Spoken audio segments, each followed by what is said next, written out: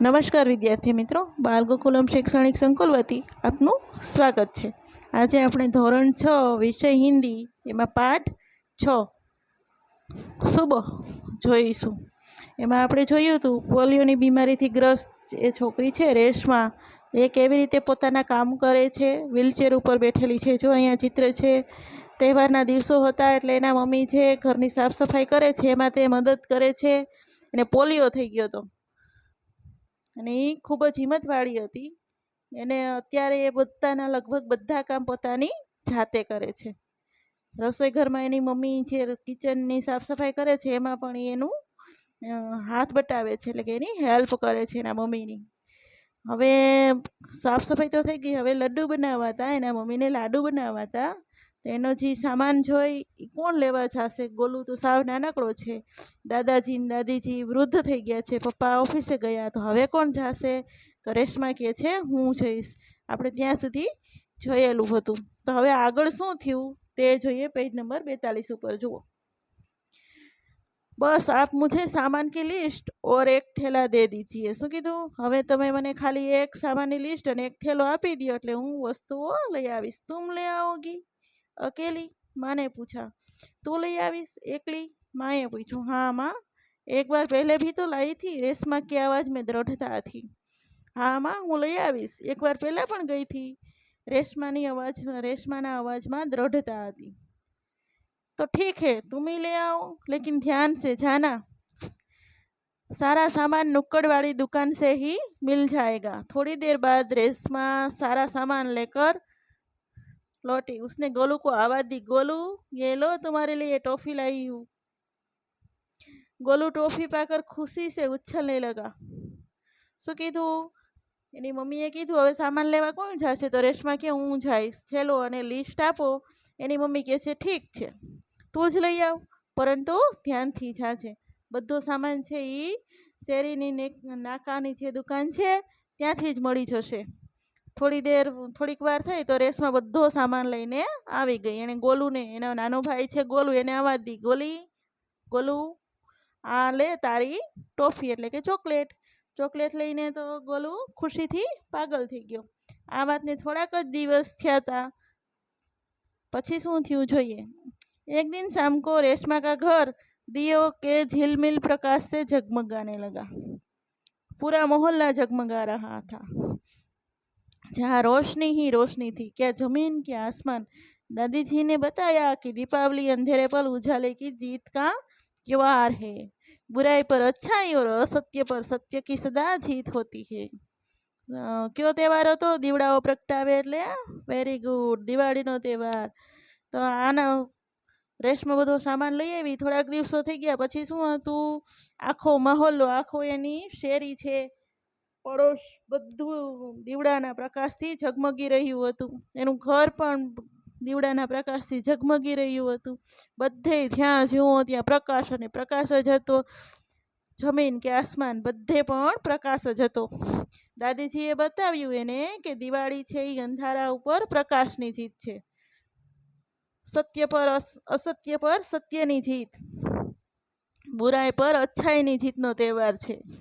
આપને ખબર જ છે દિવાળી શા માટે ઉજવવામાં આવે છે? એ દિવસે રામ છે એ રાવણને મારીને અને સીતા માતાને લંકામાંથી અયોધ્યા લઈને પાછા ફર્યા હતા, એટલે આખી અયોધ્યામાં દીપક પ્રગટાવ્યા, ત્યારથી માંડીને દિવાળીનો તહેવાર ઉજવવામાં આવે છે। उस दिन जो અહીંયા આપેલું છે, इस दिन रावण को पराजित कर राम अयोध्या लौटे थे। એ દિવસે રાવણને હરાવીને રામ અયોધ્યા આવ્યા હતા। उसी खुशी में यह त्योहार मनाया जाता है। आज खुशीમાં આ તહેવાર મનાવવામાં આવે છે। रेशमा और गोलू बड़े ध्यान से दादी जी की बातें सुन रहे थे। रेशमा और गोलू खूब ध्यान थी दादी जी ની આ વાત તો સાંભળી રહ્યા હતા। कुछ देर बाद सबने मिलकर पूजा की और प्रसाद खाया। થોડીક વાર પછી બધાએ પૂજા કરી અને પ્રસાદ ખાધો। गोलू अपने दोस्तों के साथ पटाखे छुड़ाने में मग्न हो गया। रेशमा अपने दादा दादी के साथ फूलझड़ियाँ जला रही थी। થોડીક વાર પછી બધાએ પૂજા કરી, પ્રસાદ ખાધો। ગોલુ છે એ પોતાના દોસ્તો સાથે મળીને ફટાકડા ફોડવા લાગ્યો. રેશમા એના દાદા દાદીની સાથે ફૂલઝડી એટલે કે ફૂલઝર જે હોય એ જલાવી રહી હતી. એટલામાં રેશમાએ શું જોયું? इतने में रेशमा ने क्या देखा कि गोलू ने जिस पटाखे को बुझा हुआ समझकर छोड़ दिया था उसमें से चिंगारी निकलने लगी है. गोलू की पीठ पटाखे की तरफ थी. रेशमा चिल्लाई, गोलू गोलू बच्चो तुम्हारे पीछे પટાખા હે. શું કીધું? એનામાં એટલી વારમાં એણે જોયું છે, અહીંયા ચિત્ર પણ આપેલું છે, દેખાય છે ને? રેશમા છે, એનો ભાઈ છે અને એક ફટાકડો છે. એમાં એણે જોયું કે ગોલુએ જે ફટાકડાને એમ થયું કે આ સળગ્યો નથી, બુઝાઈ ગયો છે એમ સમજીને છોડી દીધો હતો, એ પાછો સળગવા લાગ્યો. એમાંથી લાઇટ પ્રકાશ નીકળવા માંડ્યો એટલે કે એ સળગતો હતો. ગોલુને એની ખબર હતી નહીં. ગોલુની પીઠ છે એ ફટાકડા તરફ હતી. રેશમાએ અવાજ કર્યો, ચીસમાં નાખી કે ગોલુ ગોલુ બચ, તારી પાછળ ફટાકડો છે. ફટાકો કે શોર મેં રેશમા की आवाज दब गई. ફટાકડાનો એટલો અવાજ હતો કે રેશમાનો અવાજ ત્યાં સુધી પહોંચ્યો નહીં.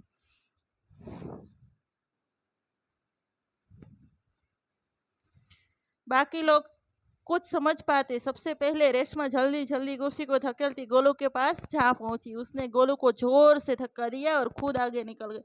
अपनी कुर्सी की गति के कारण धड़ाम जोर का धमाका हुआ. रेशमा की फुर्ती ने गोलू को जलने से बचा लिया. गोलू को कुछ समझ न आया कि उसको धक्का किसने दिया. રેશમાનો અવાજ કોઈએ ન સાંભળ્યો. બધા કાંઈ સમજે એ પહેલાં જ રેશમા પોતાની ખુરશીને આગળ ધક્કો મારતી મારતી ગોલુ પાસે પહોંચી ગઈ ને ગોલુને ધક્કો દીધો અને ખુદ આગળ નીકળી ગઈ. એટલે એને ગોલુને બચાવી લીધો. પણ ખુરશીને જેની વ્હીલચેર હતી એની ગતિ જેટલી હતી કે એ આગળ જઈને ધડામ એવો જોરથી ધમાકો થયો. રેશમાએ છે એ ગોલુને તો સળગવાથી બચાવી લીધો. गोलू ने कहीं समझ में न आया कि એને ધક્કો કોણે માર્યો. ધમાકે की आवाज सुनकर माँ पिताजी बहार दौड़े. ખુરશી એટલી બધી તેજ એની ગતિ હતી કે એનો અવાજ સાંભળીને એના મા પિતાજી છે એ બહાર આવ્યા. તો શું થયું તું? એના મમ્મી ને પિતાજી બે બહાર આવ્યા. એને જોયું ખુરશી રેશમા કે ઉપર थी और रेशमा नीचे. खुर्सी છે એ રેશમાની ઉપર ને રેશમા નીચે, એટલે ટૂંકમાં એ पड़ी गई थी. पिताजी ने कुर्सी सीधी की और रेशमा को उस पर बिठा दिया. माँ भयभीत थी, बोली कहीं चोट तो नहीं ले गई रेशू. रेशमा ने उन्हें सारी बात बताई. सबने रेशमा की पीठ थपथपाई. गोलू रेशमा के पास आकर नाटकीय ढंग से बोला, दीदी आज तो आपने मेरी जान बचा ली. आपका यह धमाकेदार धक्का मुझे हमेशा याद रहेगा. सभी लोग खिलखिलाकर हंस पड़े. रेशमा की शारीरिक कमी उसके इरादों में कभी बाधा नहीं बनी.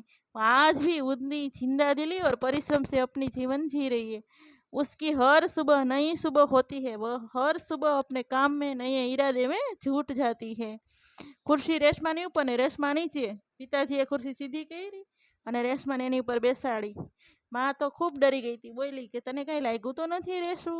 રેશમાએ એને બધી વાત બતાવી કે કેવી રીતે ફટાકડો સળગતો રહી ગયો હતો અને જો થોડીક વાર થઈ જાત તો ફળગતો એ ફટાકડો જે સળગતો હતો એ ફાટત અને ગોલુ દાજી જાત. તો આ બધી વાત સાંભળીને બધાએ રેશમાની ફીટ થપથપાઈ એટલે કે એને શાબાશી આપી.